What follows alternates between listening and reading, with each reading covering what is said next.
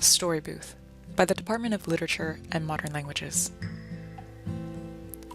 What is literature? What is a writer? Many of our classes in the Department of Literature and Modern Languages ask this question because the answer can be quite complex. Throughout literary history, the greats have debated what makes good art. Should it be poetry or prose, lyrical and personal or epic and larger than life, universal or particular, elite or common, beautiful, ugly, instructive, the list goes on. Can anyone write? Well, does writing have to be learned? Is it an artificial skill, or is it an innate genius born of itself and natural? Does something scribbled on a napkin at a bar count as literature? How about a novel of neologisms or seemingly made-up words? A poem accused of being pornographic and taken to court? Or an anonymous story posted on a content-sharing website?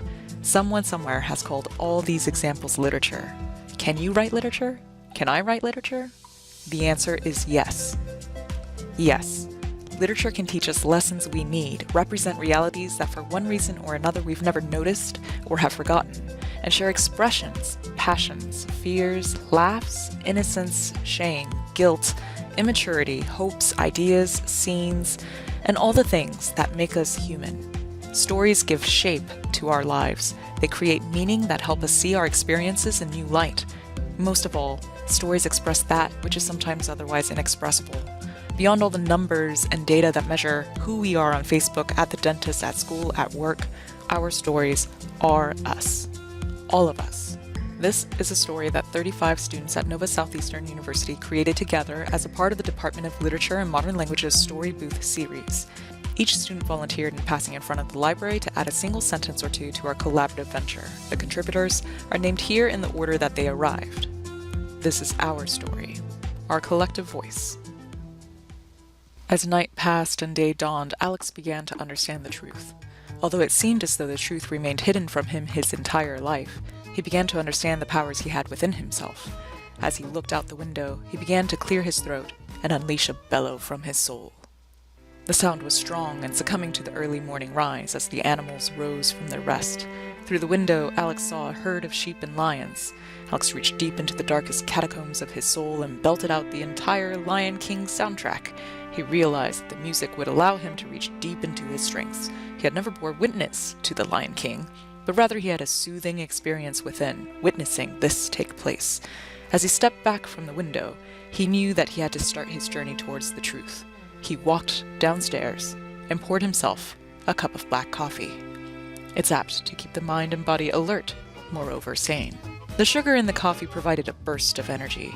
As the coffee ran down his throat and into his stomach, he realized he made a grave mistake. He felt a burning in his stomach, and his skin started to tingle.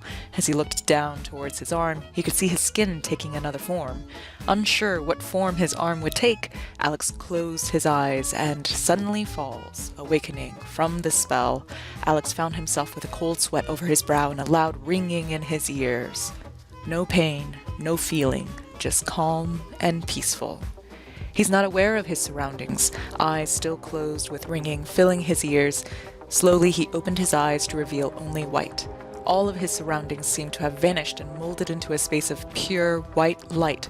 Amidst this light, Alex realized he was experiencing the euphoric effect of abusing drugs. As the bright white light faded, a plethora of colors appeared before his eyes. This acid trip would be thrilling. His senses were on fire, every sound amplified as his alarm clock blared and he startled awake. He woke up from his dream and could not tell the difference between reality or his thoughts. He began to recall his experience last night and remembered before he fell into his euphoric state that the last thing he encountered was a man dressed as Simba from The Lion King who gave him a drink of water at the Burning Man festival.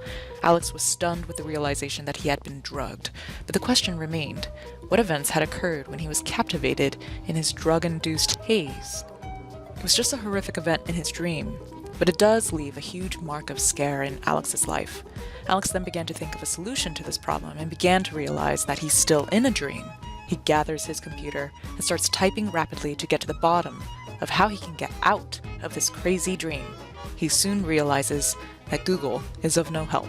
Although he knew it was a dream, he knew that he can control everything that was going on because none of it was actually real. It was terrifying though he knew there had to be a way to get out of the situation.